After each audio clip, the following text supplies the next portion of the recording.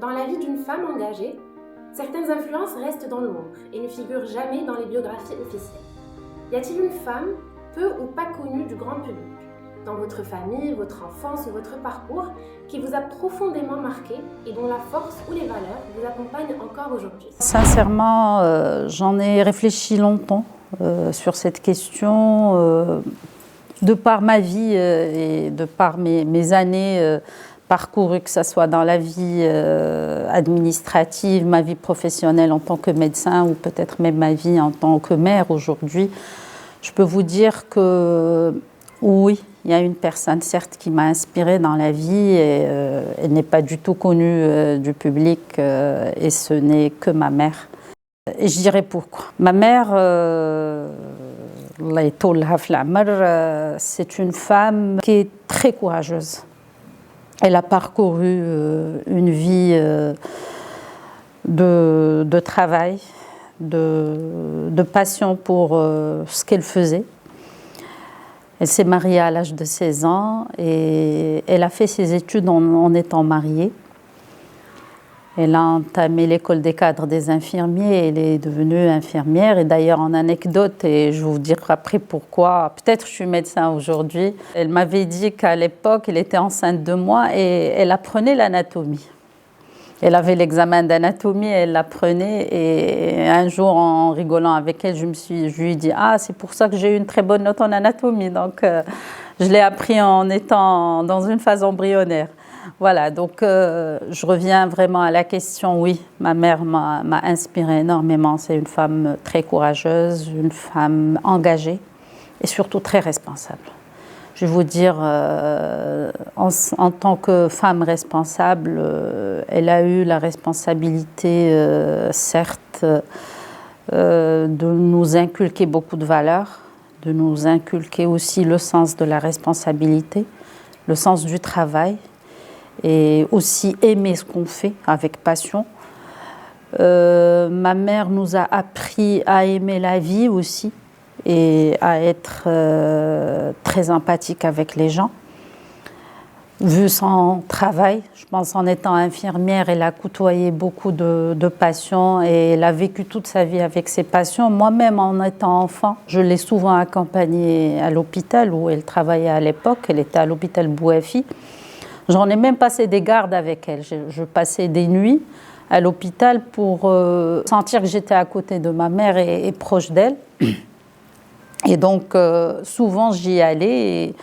Et je pense que ça m'a inspirée pour le côté professionnel. Donc, le fait de côtoyer des hôpitaux, le fait d'être en contact avec du monde. Parce en faisant un travail social, automatiquement, on côtoie les gens au quotidien et on est dans leur souffrance, on vit leur souffrance. Et je pense que ça a fait de moi un médecin aujourd'hui. Et là, en ce moment, maire que je suis de la ville de Casablanca, je continue dans cette persévérance.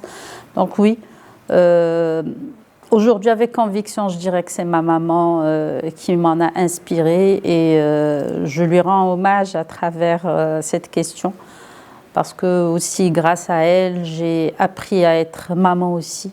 Grâce à elle, j'ai appris à surtout donner sans attendre du retour de la part de mes enfants aussi.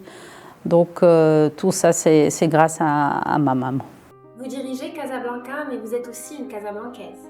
Y a-t-il un moment ou un lieu dans la ville où vous vous reconnectez simplement à la personne que vous êtes, loin de la fonction de mère?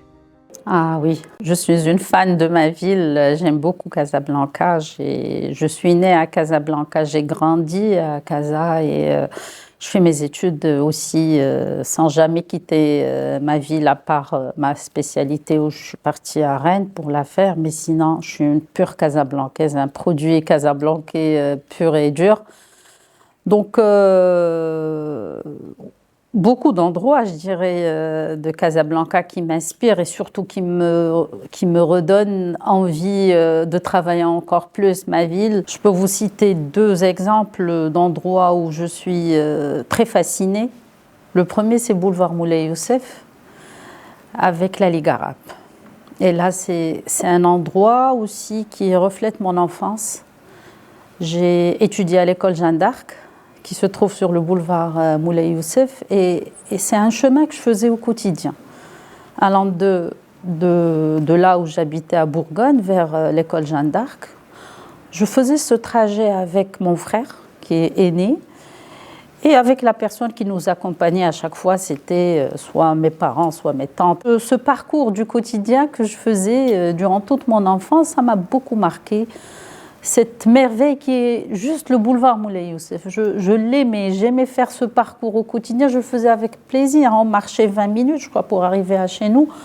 Mais ces 20 minutes, c'était des moments d'admiration pour Casablanca. Et je pense que ce sentiment, je le garde aujourd'hui.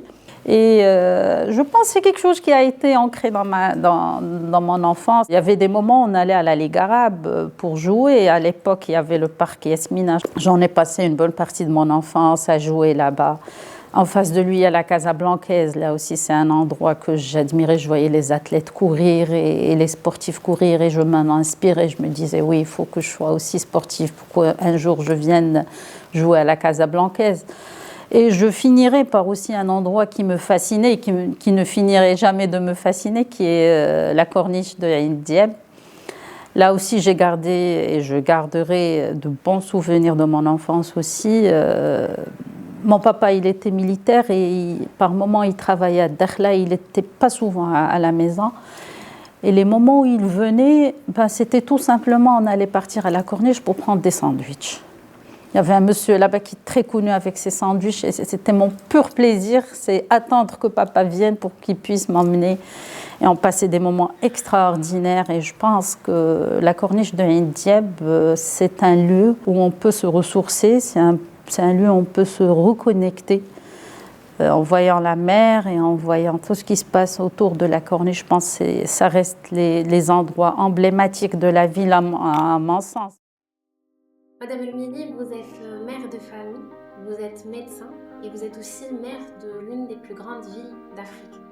Alors, quelle est la part de vous-même qui vous accompagne chaque jour et que vous vous promettez de ne jamais perdre au milieu de toutes ces responsabilités et de tous ces rôles multiples? Je pense que c'est l'empathie. L'empathie envers les citoyens, l'empathie envers ma ville et l'empathie envers ma famille aussi. Parce que quand on est mère d'une famille, on a la responsabilité. Quand on est mère d'une grande métropole, c'est aussi beaucoup de responsabilités. Il faut comprendre les doléances des citoyens, il faut se mettre à leur place, il faut vivre leur souffrance. En étant médecin aussi, on est dans l'empathie. Ils nous ont appris durant notre cursus cette relation médecin-malade qui doit être très empathique. Et je pense que ce mot est bien mis à sa place. Et donc, oui, je pense que ma fonction initiale, qui est médecin, m'a beaucoup aidée pour être mère.